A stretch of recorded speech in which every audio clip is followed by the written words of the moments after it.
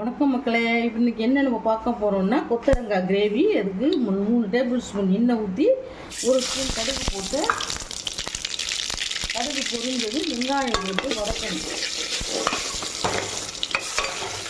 வெங்காயம் வதக்கி கருவேப்பிலை போட்டு வதக்கணும்.